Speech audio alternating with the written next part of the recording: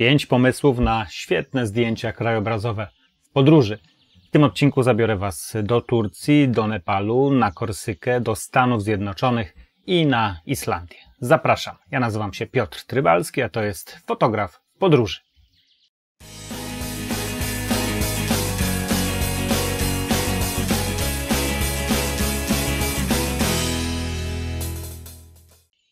Wakacyjne fotografowanie, szczególnie to krajobrazowe, kiedy jesteśmy w grupie, kiedy te zdjęcia wykonywane są trochę przy okazji, bez jakiegoś większego przygotowania, mogą nastręczać nieco problemów. Nie zawsze też pogoda się dopasuje. Czasami pogoda jest ekstremalna i wydaje nam się, że w takiej aurze nie da się zrobić żadnych fotografii. Chciałbym Wam dzisiaj pokazać 5 takich pomysłów, które stoją troszeczkę w kontrze do tego, o czym przed chwilą powiedziałem. Te zdjęcia można wykonać zupełnie przy okazji. Można wykorzystać właśnie te nawet ekstremalne zjawiska pogodowe i przywieźć dobrą, krajobrazową fotografię nawet z wakacji. To będą krajobrazy zarówno te naturalne, jak i krajobrazy miejskie. Zapraszam na odcinek. Zacznijmy z prawdziwie wysokiego C. Mówiłem o zjawiskach ekstremalnych. To zdjęcie ekstremalne w swym wymiarze wykonałem w czasie wakacyjnego wypadu na żagle. Jest to Korsyka, zresztą znany, słynny i historyczny port właśnie na Korsyce, Bonifacio. Historia tego zdjęcia jest banalnie prosta, aczkolwiek jak sobie dzisiaj ją przypominam, to uśmiecham się od ucha do ucha, bo gdzieś tutaj na dole, gdzieś na tym zdjęciu na dole znajdziecie katamaran, na którym przypłynęliśmy i zacumowaliśmy właśnie w porcie. Zbliżała się i kolacja, i pogoda niezbyt żaglowna, to znaczy miała przyjść wielka burza i wszyscy uciekali do tych właśnie portów, do tego portu. Mi przyszedł taki pomysł do głowy, żeby spróbować sfotografować to Bonifacio, zwłaszcza, że już z pokładu statku widziałem, że świetnie całe miasteczko, te fortyfikacje i statki, które stoją gdzieś przycumowane, świecą fajnym, różnego rodzaju światłem, bo i zielone, i żółte, nie tylko LEDy, które dają białe światło. Więc postanowiłem, nie czekając na to, aż reszta moich przyjaciół przygotuje kolację i zapewne ją zje, popijając pysznym winem, udać się na pozycję, którą, przyznam szczerze, znalazłem sobie i już tuż zaraz po tym, jeszcze za dnia, kiedy do tego miejsca przypłynęliśmy. Więc pognałem już po utartym szlaku na tę oto pozycję, ustawiłem aparat, i po prostu miałem taki pomysł, że zrobię zdjęcia na długim czasie naświetlania. Rozmyje mi się troszeczkę to burzowe niebo. Oczywiście pojawią się światła, bo były po zachodzie słońca, bo to jest klasyczny moment jeszcze błękitnej godziny, kiedy światło jest na wysokim poziomie, czyli jest jakościowo dobre, jest dużo granatu niebieskiego na niebie, nie ma jeszcze tej czerni, która psuje nam zazwyczaj zdjęcia robione tak zwaną nocą. I oczywiście w wymieszaniu z tym światłem naturalnym daje nam taki oto efekt.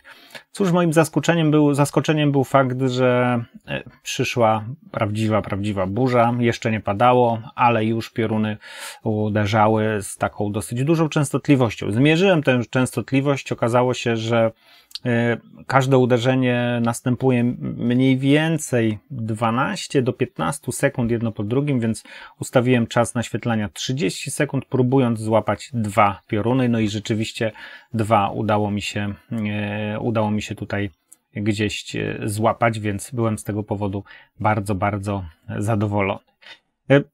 Rozmyta woda, świetne kolory, zjawisko ekstremalne, kadr dosyć szeroki, bo obiektyw szerokokątny, tak żeby całość tego ujęcia można było tutaj zmieścić. I miejsce, w którym stałem, które wydawało mi się bezpieczne, bo byłem osłonięty, nie stałem na otwartej przestrzeni i tego nie widać, ale za mną są wyższe elementy krajobrazu, nazwijmy to jakiś domek, coś tam gdzieś obok, więc czułem się tutaj bezpiecznie. Zrobiłem zdjęcie i gnałem prosto na dół do przyjaciół, żeby jeszcze z tej kolacji skorzystać. Bardzo często idziemy fotografować zachód słońca i ja mam z zachodem słońca pewien problem z tego względu, że zazwyczaj zachód słońca wydaje mi się dosyć banalny do fotografowania, szczególnie kiedy, właśnie tą tajemnicę zdradzę za chwilę, Szczególnie kiedy nie ma obok tego słońca niczego, co byłoby interesujące. Na przykład zachód słońca nad morzem. Często jest mało interesujący. Brakuje jakichś elementów, które kompozycję w sposób fajny zbudowałyby. Jak temu zaradzić? No pomysły są dwa, przynajmniej ja znam dwa, takie, które działają tu i teraz. Albo znaleźć takie miejsce, które o zachodzie słońca wygląda świetnie, albo wykorzystać zachód słońca w taki sposób, żeby on tworzył nam pewną przestrzeń, a nie był celem fotograficznym samym w sobie. Troszkę tutaj zaczarowałem, ale zaraz na przykładzie fotografii z Wielkiego Kanionu w Stanach Zjednoczonych opowiem, co miałem na myśli. A z tą historią jest też związana pewna anegdotka, ale o tym za chwilę. Zachód słońca nad Wielkim Kanionem polowaliśmy już w czasie całego pobytu w Stanach Zjednoczonych. Byliśmy tutaj w ciągu dnia, w południe, kiedy słońce było wysoko, no i pierwsza, czy też dwie rzeczy, które nam się rzuciły w oczy, no nie napawały optymizmem. Pierwsza sprawa to taka niebieskawo-zielonkawa zawiesina, która nad całym kanionem się nosiła i sprawiała, że zdjęcia robione w ciągu dnia wyglądały po prostu ohydnie. Druga to całkowity brak trójwymiarowości, brak tej przestrzeni, którą my widzieliśmy, no bo w końcu człowiek patrzy w stereo, dwoje oczu mamy i widzimy ten obraz trójwymiarowy. No niemniej jednak, kiedy to fotografujemy i jeszcze pokazujemy na relatywnie małej powierzchni, obraz wyszedł nam jednowymiarowy. Pomysłem było wykorzystanie zachodzącego słońca. Zachodzącego słońca, czyli momentu, w którym słońce chowa się powoli, też zniża się nad horyzontem, ale nie jest fotograficznym celem w samym w sobie. Słońce mieliśmy mniej więcej za plecami, a z tej miejscówki dosyć popularnej, tu anegdotka za chwilę, która daje możliwość sfotografowania właśnie takiego fajnego zachodu słońca. Widać, jak ten cień unosi się po prostu z dolin, oświetlając końcóweczki tych tutaj wychodni, tych grzbietów, takich wręcz skalnych ostrzy, budujących Wielki Kanion. Więc pomysłem było po prostu zaczaić się tutaj w tym miejscu, poczekać, aż słońce będzie odpowiednio niskie, żeby ten cień się uniósł, żeby tylko te końcówki były oświetlone. I to, mam wrażenie, i chyba potwierdzicie, patrząc na to zdjęcie, daje pewne przekonanie, pewne takie złudzenie przestrzeni trójwymiarowości. No i tyle. Trzeba było tu przyjechać, ustawić się jakieś 2 godziny przed zachodem słońca, bo miejscówka jest bardzo popularna wśród fotografów. Ustawić się ze statywem blisko barierki no i tak zrobiliśmy. Było nas tutaj 3 plus przynajmniej 20 parę osób, które z podobnym pomysłem się tutaj pojawiły. No i kiedy staliśmy tutaj i fotografowali, to słońce się powolutku chowało, cień się podnosił do góry, coraz wyżej. Była absolutna cisza, było słychać tylko migawki aparatów, żadnych rozmów, no bo po pierwsze nastrój był niesamowity, bo to w rzeczywistości wyglądało obłędnie, no i wszyscy byli skupieni, bo tego dobrego światła tutaj było może 15 minut, więc każdy próbował różne ujęcia, różne kadry. Ja tutaj zastosowałem najprostszą zasadę takich po prostu linii poziomych, które tą trójwymiarową przestrzeń jedna za drugą budują z jakimś tam efektem tak zwanej perspektywy powietrznej, czyli te elementy, które są dalej, są troszeczkę bardziej rozmyte, zarówno przez to, że i ostrość tam troszeczkę spada, bo głębia ostrości relatywnie mniejsza niż mogłaby być. Ustawiona jest tutaj gdzieś na pierwszym planie, no i jednocześnie powietrze samo w sobie tą przestrzeń nam rozmywa, więc ten malarski efekt, bo rzeczywiście malarze perspektywę powietrzną wykorzystują po dziś dzień, dało się właśnie tutaj zarejestrować. Anegdotka jest taka, że kiedy już byliśmy praktycznie na finiszu naszego fotografowania,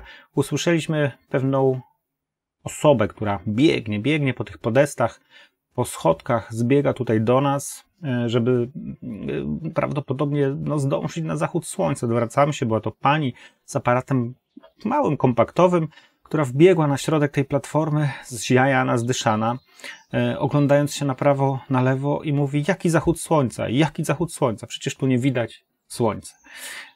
Rozbawiło nas to, bo pokazało to też właśnie to podejście do fotografowania zachodu słońca, które momentami może różnicować zwykłych zjadaczy chleba z aparatem fotograficznym, a tych, którzy wiedzą, że zachód słońca można wykorzystać niekoniecznie w taki sposób, żeby zachodzące słońce face to face fotografować.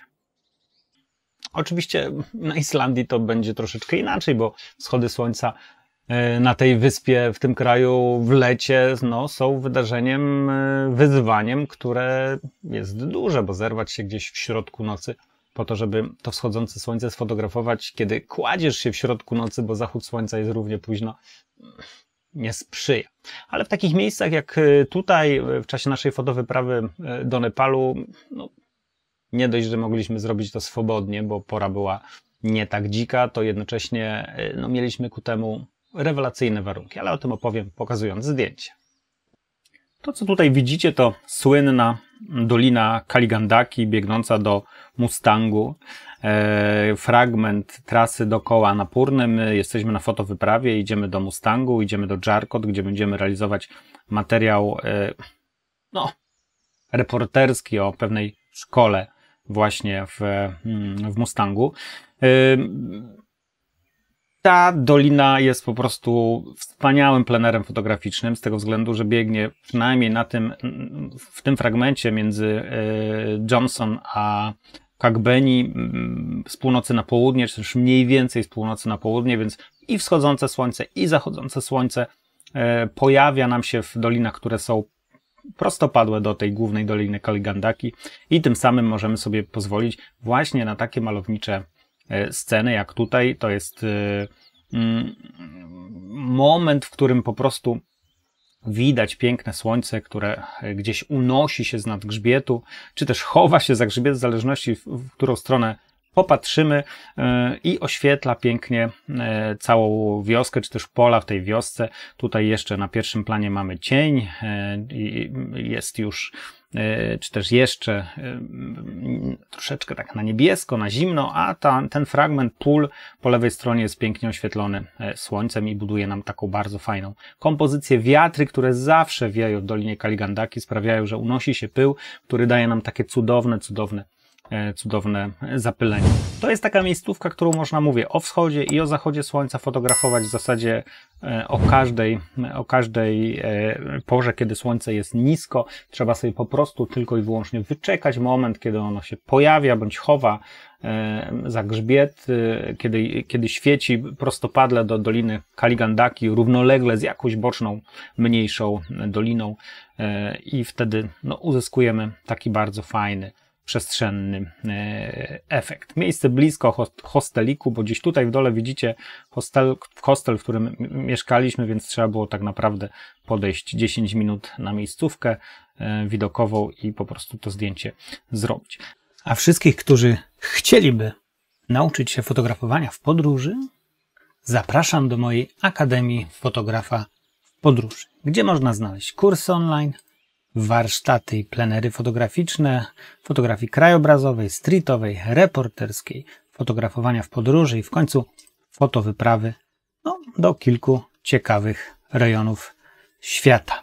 W czasie fotowypraw uczymy się fotografii, fotografujemy w małych grupach, przeglądamy zdjęcia, wybieramy najlepsze, a przede wszystkim mamy świetną radość ze wspólnego fotografowania w wybranych, atrakcyjnych wizualnie miejscach. Zapraszam.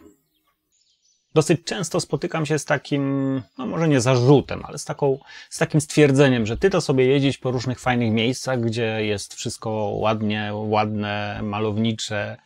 A co jak ja jadę z rodziną na wczasy do Turcji? Jak jedziesz na wczasy do Turcji, to masz wyzwanie, ponieważ Turcja, szczególnie południowe wybrzeże, szczególnie obszar szlaku licyjskiego, który kiedyś fotografowałem, o którym kiedyś już mówiłem, dają ogromne możliwości fotograficzne. Problem polega na tym, że trzeba do pewnych rzeczy, które chcemy sfotografować, podejść troszeczkę inaczej.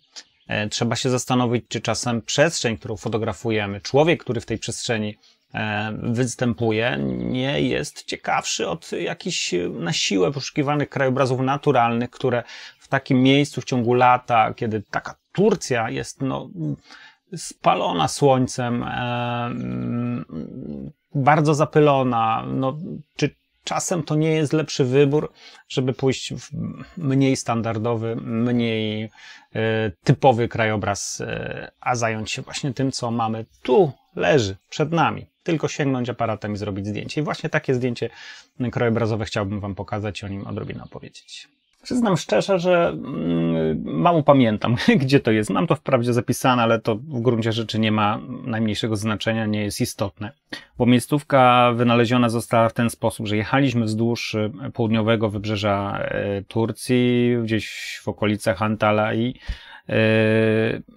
no i po prostu co jakiś czas pojawiały się plaże, małe plaże na zakręcie, w jakiejś dolince, która wchodziła troszeczkę w ląd, zatoczce, która wchodziła w ląd, nagle pojawiała się plaża, pojawił się piasek, ludzie, jakaś łódka i wystarczyło, no właśnie, wystarczyło zatrzymać się w miejscu, w którym zaznaczony był parking, bo do tych plaż wszędzie były przygotowane malutkie parkingi, wyjść z aparatem, no i zrobić zdjęcie tak jak tutaj, skadrować. Idea była taka, żeby wyciąć wszystko to, co niepotrzebne, więc nie ma tu nieba, nie ma tu jakichś leżaków, jakiejś budki z przysłowiowym piwem, czy innymi przysłowiowymi kebabami, które rzeczywiście gdzieś tutaj na tej plaży się znajdują, ale w taki sposób wykadrować, z tym niskim, w cudzysłowie, horyzontem, linią morza, z tymi troszeczkę teatralnymi, niczym zabawki postaciami, wyczekać, aż pojawi się tutaj łódka, która co chwilę dowozi tu z miejscowości turystów, znaleźć fajny kamień, który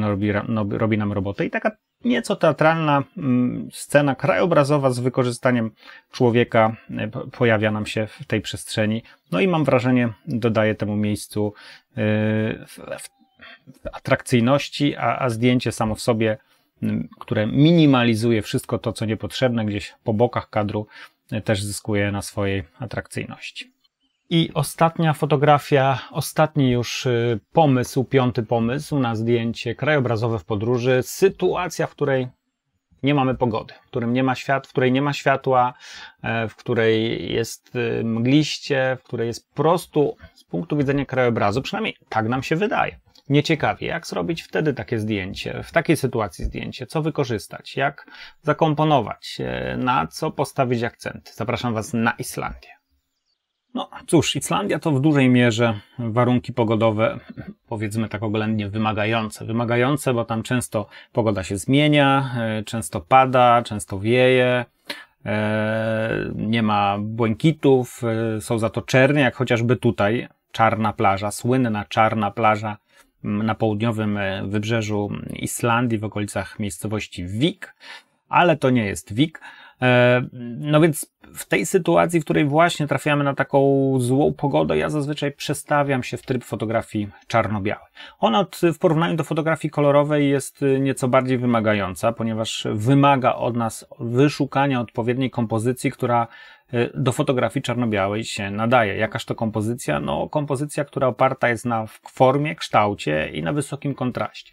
Widzicie tutaj na pierwszym planie takie dosyć specyficzne elementy właśnie wybrzeża, plaży, bo jak fale przychodzą i woda się w tę plażę wlewa, to wraca, tworząc dosyć fajne, interesujące formy takich kanionów, takich zawijasów, które wypełnione wodą przy użyciu filtra polaryzacyjnego, sfotografowane tak, żeby wzmocnić odbicie, no lśnią, tworząc nam właśnie taką dosyć ciekawą grafikę na tym pierwszym plażowym planie. Dalej wysoki horyzont w 1/3 wysokości, czy nawet troszeczkę mniej. Wyspy, które tam się znajdują, jakiś prom, który z tych wysp odpływa na inną wyspę, na Islandię, bo jesteśmy cały czas na wyspach.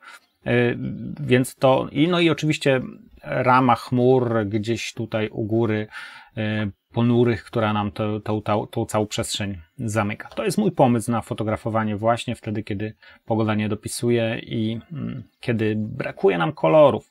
Na Islandii w ogóle trudno jest z kolorem, tam ten krajobraz jest dosyć monochromatyczny, w fajnych kolorach, czasami znajdują się tam piękne zielenie różnych mchów, porostów, roślin, które wodę magazynują, takie fluorescencyjne zielenie, czy też sam interior islandzki, który zresztą jeżdżę z warsztatami, który jest naprawdę kolorowo piękny, ale w jakiejś tam zamkniętej palecie kolorów. Na pewno nie ma Islandia tych kolorów, które oferuje chociażby, powiedzmy, Europa strefy umiarkowanej.